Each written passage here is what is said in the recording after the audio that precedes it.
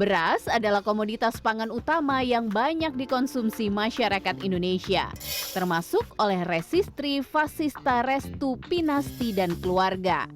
Wanita yang akrab dipanggil Rere ini menjadikan beras sebagai makanan pokok yang harus ada di meja makan setiap hari. Hampir setiap minggu, Rere membeli beras di pasar atau toko beras langganan. Ia memiliki patokan tersendiri dalam memilih beras yang akan dikonsumsi. Kalau Teteh sendiri sih nyarinya yang kayak gimana Teh pilih berasnya? Nyari yang bersih aja sih biasanya Teh, kalau yang kelihatannya enak gitu. Oh, berarti dari sisi melihatnya bersih Dari aja warna, luarnya ya. dulu ya. Menurut para pedagang, beras berkualitas memiliki sejumlah ciri yang bisa dilihat secara kasat mata.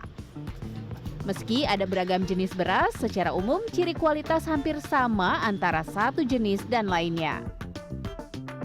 Ya, dari bulirnya besar-besar, terus posisi berasnya warnanya putih, bersih, terus nggak ada kotoran kayak gitu, kayak yang ininya apa, si sisa padi-padinya itu Teh. Jadi kalau misalkan si gabahnya kering, hasilnya bagus lagi.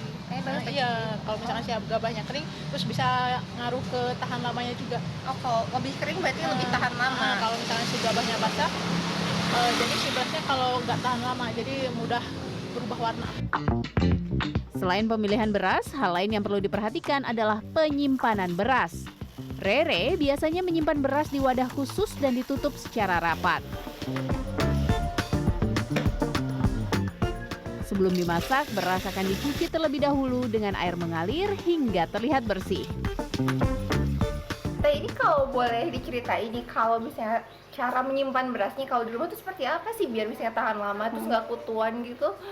Biasanya aku kalau simpen beras tuh di tempat yang tertutup, terus yang tidak lembab dan tidak langsung kena sinar matahari Teh. Jadi bisa bertahan lebih lama kalau kayak gitu. Jadi nggak ada kutu sama jamur. Biasanya itu tahannya berapa lama kalau prosesnya seperti itu gitu ya ibaratnya? Itu bisa sebulan lebih sih Teh, tapi baiknya sih sebulan aja dikonsumsi. Tapi pernah dapat ini nggak Teh, ada pengalaman nggak enak gitu bisa sampai berasnya kotor atau kutuan gitu? Oh enggak sih, jarang sih. Karena kan tergantung milih berasnya juga yang seperti apa. Beras yang telah dicuci bersih kemudian akan dimasukkan ke dalam alat penanak nasi. Untuk mendapatkan nasi pulen, Rere menyebut takaran air menjadi salah satu kunci.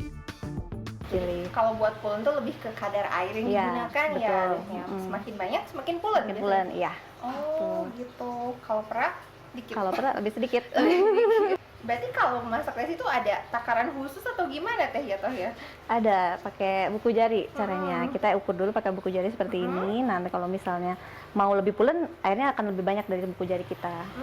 Dipilih. Kalau buat pulen tuh lebih ke kadar air yang Iya, digunakan betul. ya. Semakin banyak semakin pulen gitu. Bulan, iya.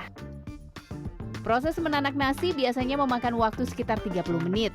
Setelah itu, nasi yang sudah makan bisa segera dinikmati bersama berbagai lauk yang disiapkan. Menurut Guru Besar Teknologi Pangan Universitas Pasundan Asep Dedi Sutrisno, beras memiliki sejumlah kandungan nutrisi yang baik untuk tubuh, seperti karbohidrat hingga mineral seperti fosfor. Namun ada sejumlah hal yang perlu dicermati saat membeli beras. Di antaranya, pilihlah beras dengan butir utuh, warna tidak terlalu putih, dan memiliki aroma yang wajar. Beras berkualitas baik umumnya tidak memiliki aroma yang berlebihan. Agar memiliki kualitas baik, beras seharusnya disimpan dalam suhu ruang dan tidak boleh disimpan lebih dari 3 bulan. Proses pencucian harus dilakukan secara bersih, sedangkan metode memasak bisa disesuaikan dengan metode masing-masing. Dari sisi kandungan atau nutrisinya, nah yang beras kategori bagus itu beras apapun varietasnya, maksimum kadar airnya 14%. Yang suka apak itu kadang-kadang sudah memang di atas 14% kadar airnya. Nah itu yang pertama. Yang kedua, ada pertimbangan nutrisi. Memang ini untuk masyarakat agak susah, ini harus di laboratorium ya. Kalau di tempat kami ini bisa dianalisis kandungan nutrisinya. Makanya beras itu ada yang pulen, ada yang perak, ya, behar bahasa Sunda ya.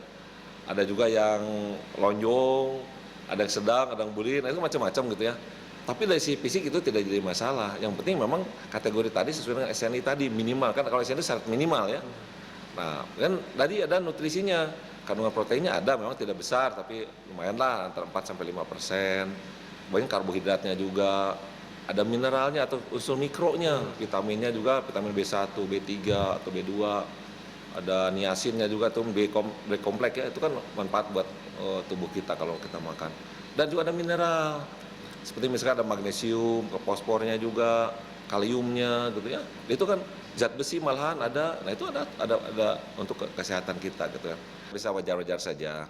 Nutrisi itu tidak hilang sebenarnya.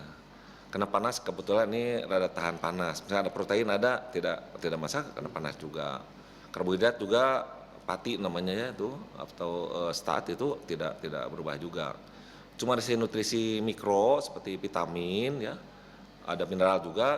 Ketika memang pada saat pencucian saja itu memang saya katakan tadi akan hilang sedikit lah, nggak apa-apa gitu daripada membahayakan lain. Tapi ini kan cukup untuk memang memberikan nutrisi juga, karena kebetulan beras itu nutrisi intinya bukan yang saya sebut tadi, intinya adalah karbohidratnya.